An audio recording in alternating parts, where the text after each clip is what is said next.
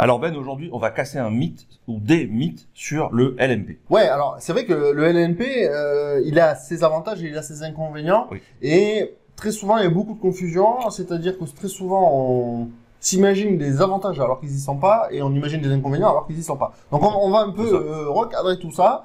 Et t'en tireras bien les conclusions que tu as envie de tirer. C'est ça, ça dépendra de tes objectifs, de tes envies, de ta stratégie, etc.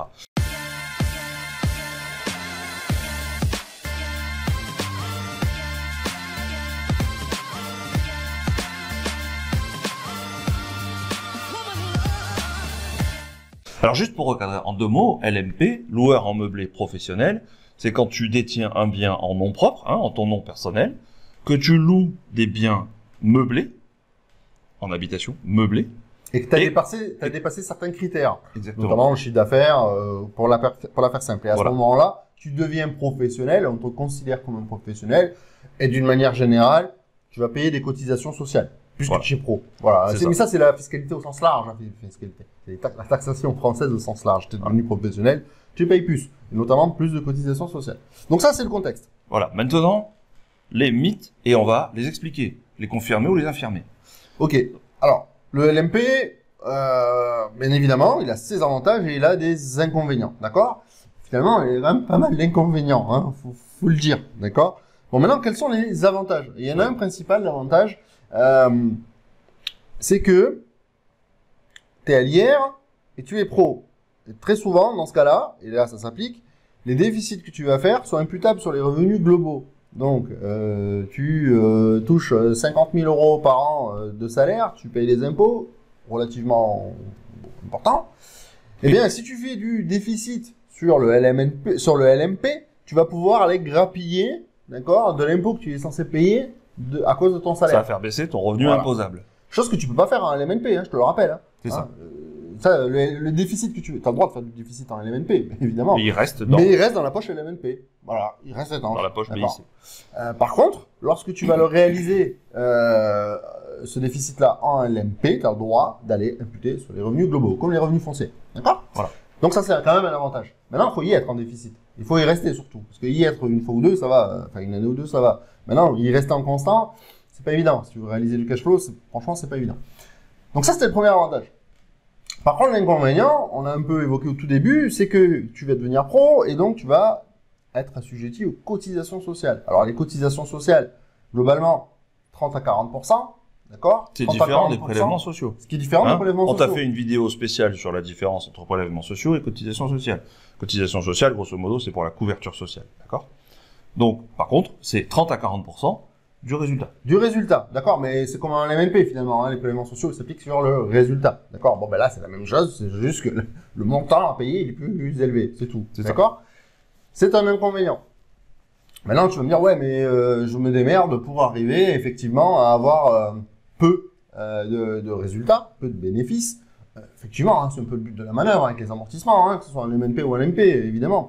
Maintenant il y a quand même un delta parce que en LMNP, tu fais ta rotation, 7 ans, 10 ans à peu près. Donc, tu vas racheter, globalement, tu revends, tu rachètes un autre immeuble, du coup, tu recommences des amortissements et puis tu recommences l'opération. Ok, puis l'avantage en LMNP quand tu as fait ça, c'est que finalement, tu étais sur la plus-value des particuliers. Bon, et tu n'avais surtout pas la réintégration des amortissements. Mais là, en LMP, d'accord, ben, tu es en plus-value des professionnels, donc tu vas réintégrer les amortissements.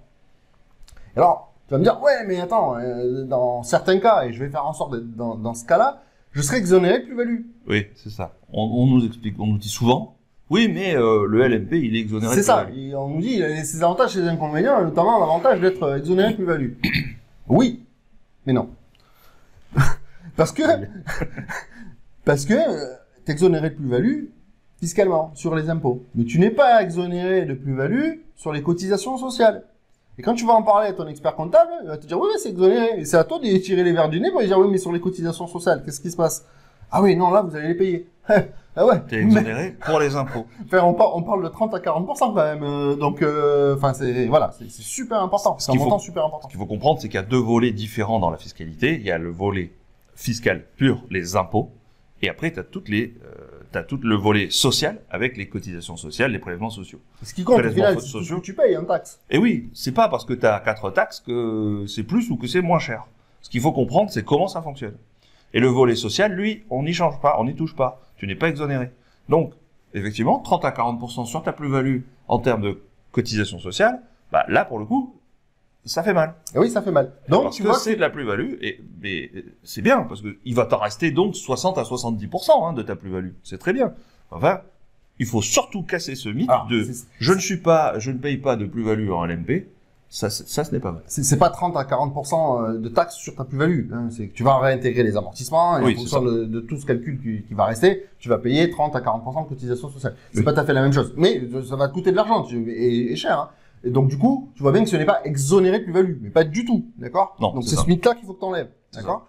Tu poseras tes calculs, ou alors, si tu veux en savoir plus, tu viens à notre conférence en ligne, tu vas voir, On va on t'expliquer. on t'a mis des courbes, des scénarios, dans le temps, on compare avec différents régimes, on compare au LMNP, à la SCI, à l'IS.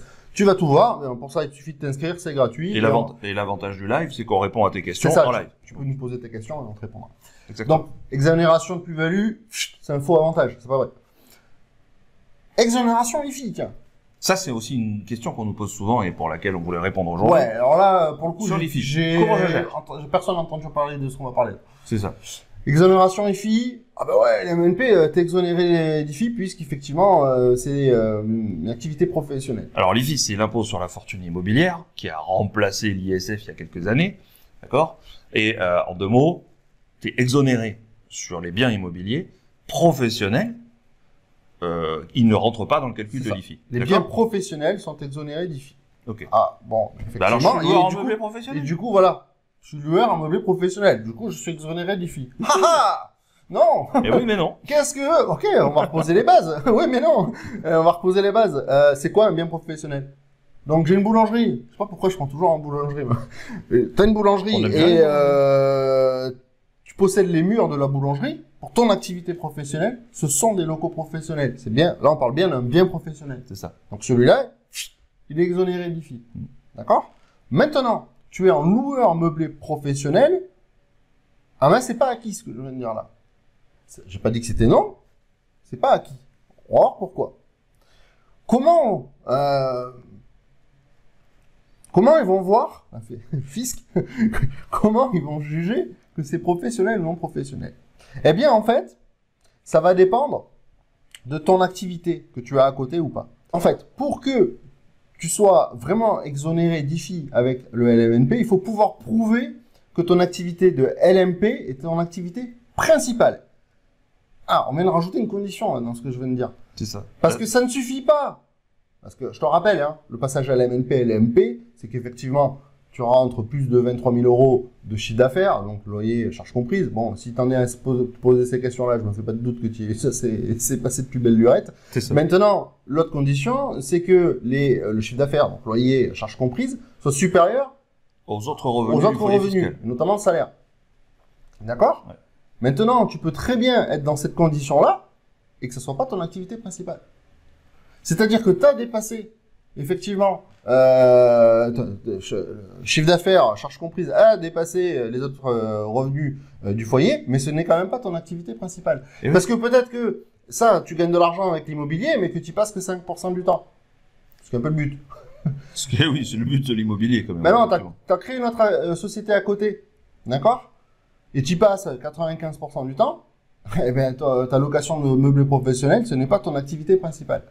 Voilà. Donc là, attention. Encore une fois, bien évidemment, tu vas te faire accompagner par un expert comptable. De toute façon, si tu en es là, j'espère pour toi que tu te fais suivre par un ou plusieurs experts comptables pour ça. C'est ça. Parce que là, on parle d'IFI quand même. Hein. Ils vont te guider. Voilà. Ok.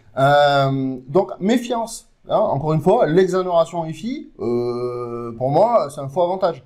Parce que si tu crois sincèrement que être rentier, c'est rien faire, bah tu te trompes parce que tu vas vite t'ennuyer. Ah oui, tu vas être rentier 2 mois, mais bon, à ce moment-là, pars en vacances, quoi, ça suffira.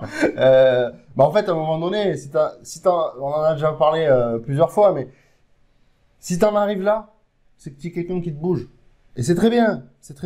Mais quelqu'un qui se bouge, tu le mets 2 mois à rien faire, il déprime, c'est pas possible, ça va pas, c'est pas lui. Donc en fait, quand tu vas en être là, tu vas créer des activités, alors que ça soit des entreprises ou autres, voilà, je connais pas ta vie, mais tu vas bouger et tu vas faire des choses. Donc malheureusement, possiblement, tu peux rentrer dans le cadre, mince, mes biens ne sont plus mon activité principale. Et à ce moment-là, tu ne seras pas exonéré d'IFI sur ces biens-là. Donc tu vois que c'est pas si simple en fait, hein. C'est pas parce qu'il y a le mot professionnel dans l'MP et qu'il y a le mot professionnel dans IFI que finalement ça match et je suis exonéré d'IFI. Eh ben non, c'est pas si simple. Non, c'est ça. Du coup, tu as effectivement développé, hein, pour résumer, tu as développé de l'immobilier parce que c'est quand même passif, parce que ce sont des revenus passifs, d'accord. Mais si tu fais une autre activité à côté, que ce soit une activité salariée que tu as continué, ou et qui te rapporte moins que les loyers de ton immobilier, ou que tu as monté une entreprise comme Ben vient de te l'expliquer, bah oui, c'est vrai. Dans ce cadre-là, tu risques de te retrouver dans le cas où ton activité principale, c'est ton autre activité, ce n'est pas l'immobilier, et donc tu vas te retrouver effectivement, tu vas pas être exonéré de l'IFI sur ces biens-là. Ouais. Donc c'est important quand même de bien l'avoir en tête, de bien le comprendre.